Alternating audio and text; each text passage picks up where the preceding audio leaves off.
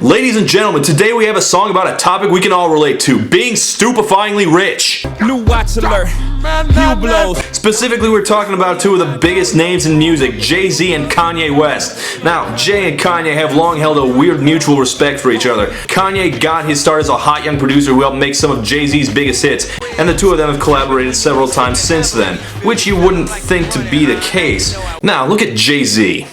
Jay-Z is still one of the hottest selling, most popular rappers around 16 years into his career.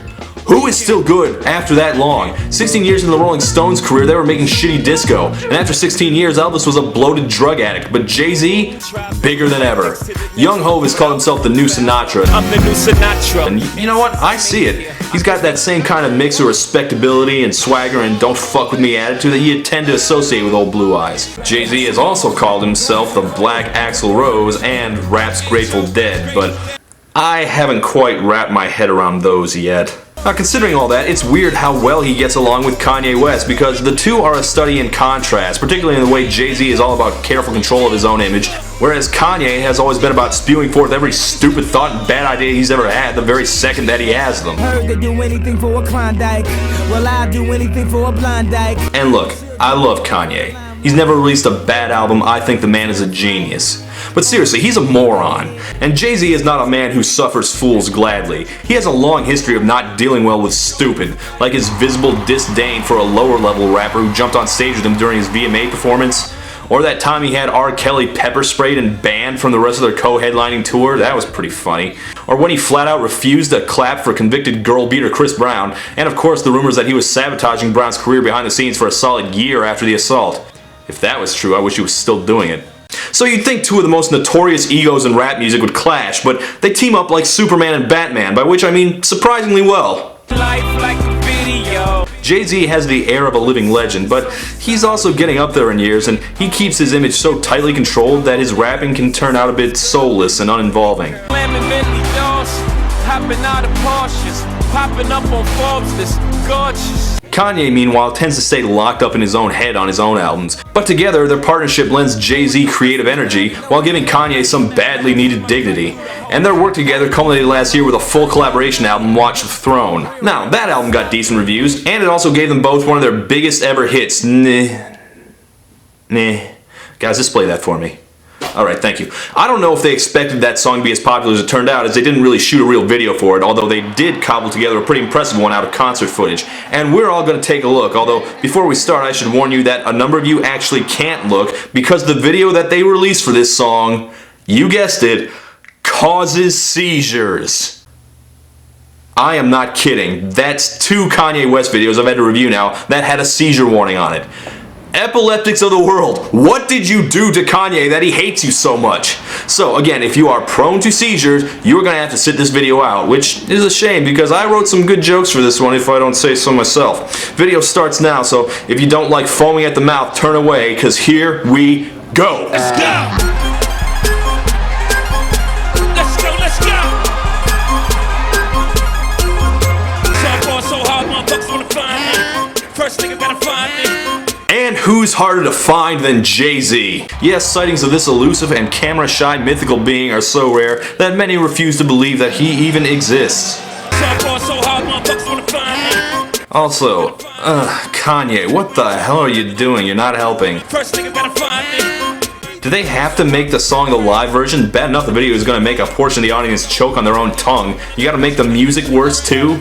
Sorry, go on. I'm psycho, I'm lipo, to go Michael. Take your pick, Jackson, Tyson, Jordan. Oh, I get to pick which Michael you're emulating? Take your pick, Jackson, Tyson, Jordan. Well, if it's my pick, I guess I'll go with the one who wasn't accused of rape. That leaves me the one who starred in Space Jam, but yeah, I can live with that. Actually, I thought that line was pretty cool. I think this is going pretty well, actually. Now, Jay-Z's biggest problem is that he's so wrapped up in his own ego that he's hard to connect with. Also hard, got a broke clock, rollies that don't tick-tock. All the Mars, that's losing time, hidden behind all these sick rock. He's bragging about his watch. I don't care about his watch. No one I know even owns a watch. We all have cell phones. But when he's on, and his untouchableness works in his favor. This shit crazy. Don't know that don't shit phase me. Mexico, 0-82 when I look at you like this shit crazy. Now, if I publicly invested a giant chunk of my own money into a losing basketball team, I wouldn't let that shit out. Jay-Z doesn't care. He's like, I started Google+. I bought Euro Disneyland. Don't care, bitches. Also, her bitch behave. I just might let you be gay. Taking someone to meet Kanye is more of a threat than a gift, Jay. We'll get to that in a second. But wait till you hear the chorus for this. Also, hard motherfuckers wanna find me. That shit crazy. That shit crazy. Actually, you'll have to wait a while because there isn't one. The most you get is Jay-Z shouting "Ball so hard" and Kanye shouting "That shit cray." But at the very least, not over and over and over again like the super obnoxious rap hooks you get nowadays, just, every now and then. Yes, the two of them are confident that their personalities alone can carry a song even without a chorus. Next, I think they'll try it without music, or words. But anyway, I did really like Jay-Z's verse. Smooth and confident and smart enough to justify what could just be another shallow materialistic luxury rap. You escape while I escape. You need grass get fucked up too. But here's where it starts to lose me, because then Kanye gets on the mic and starts braying like a goddamn donkey. She said, yeah, can we get married at the mall? I said, look, you need to cry for you bow. Come and meet me in the bathroom style. And show me why you deserve to have it all. Let's go. Yes, little known fact, Kanye's main influence has always been Humpty Hump. I once got busy in a Burger King bathroom. Come and meet me in the bathroom style. And show me why you deserve to have it all. Let's go. I'm not sure why being willing to get freaky in a toilet would make a girl marriage material, but you know what they say, I guess. Guys want a lady in the streets, but a freak in the public restroom. You guys ever see Coming to America? I want a woman that's going to arouse my intellect as well as my loins. I get the feeling that if that movie had starred Kanye, it wouldn't have gotten past Act 1. But I'm nitpicking here. Substance-wise, what is he saying? What inspired this? Of course, Paris has a rich history of welcoming black Americans, musicians and entertainers in particular, and in a way, that is what Kanye found so inspiring about the City of Lights. Now, in his own words, I am where art meets commercial, the sweet spot between the hood and Hollywood. Having a conversation with Karl Lagerfeld and Jay-Z within the same hour. When we're in Paris dressing all crazy at fashion shows, we listen to Jeezy. Jeezy in Paris, that's what it is.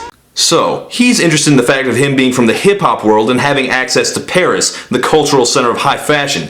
Kanye name-drops so many designers here that I start to feel like a bit of a chump. What's Gucci, my nigga? What's Louis, my killer? What's drugs, my dealer? What's your jacket, my chiller? Keep in mind, I'm a guy who walks around every day in a ratty gray hoodie I purchased at Walmart in 2005 as part of a Donnie Darko Halloween costume.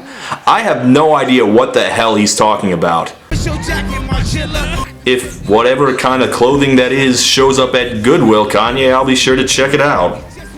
And yes, Kanye has always had a taste for the finer things in life. He even mocks his date for being so dumb she tries to order a McFish sandwich at the fancy restaurant he takes her to. What she order?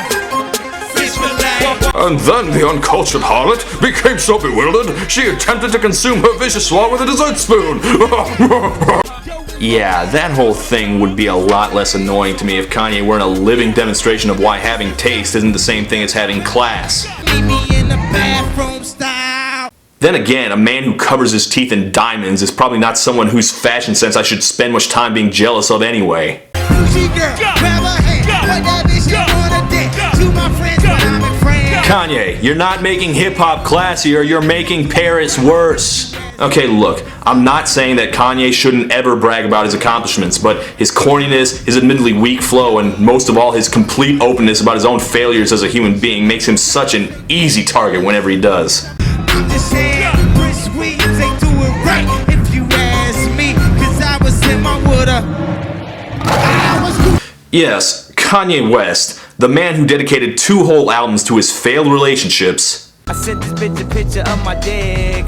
is lecturing a member of Europe's most beloved young couple about his choice in women. With a terrible pun. And a dated reference. Yeah, I don't think the Crown Prince of England will find that advice terribly useful. But for me, the whole song is a build-up to this one line. You gotta hear this, it's amazing. Got to say we the illest, cause we suffer from realness. Got my niggas in Paris, and we just went gorillas. What? And we just went gorillas. what that means. No one knows what it means, but it's provocative. No, it's not. It's Gets gross. the people going. You know what's incredible about that? I didn't do it. That wasn't me. Kanye put that Will Ferrell clip in there himself. And that's awesome because it's exactly the same clip I would have used to describe that Going Gorillaz line. God bless you, Kanye. Maybe if I listen to you long enough, you'll start spicing up your music with a little... Of course! Or maybe some... It's only a model. And also, can we talk about Kanye's awful taste in movies? Blades of Glory, the Will Ferrell movie that taught the world to stop watching Will Ferrell movies? It's funny because two guys are touching each other. And judging by the other punchlines Kanye's stolen, this is probably not an anomaly. Saying we eat pieces of like you for breakfast, huh? Y'all eat pieces of You eat pieces of shit for breakfast? No. I can't even pronounce nothing. Pass that for Stacey. Thanks. How you bought it at Versace? You know, Kanye, there is a reason why most rappers reference things like Scarface or Goodfellas and not the Love Guru. Looks like he's smuggling a schnauzer. Yeah, work that into a song sometime, Kanye. But that's hardly the point, because you know what? That portly figure skater is right. It gets the people going. It does get the people going. I don't have to know what Going Gorillaz means. It sounds awesome. And that clip makes the point probably better than Kanye ever could on his own.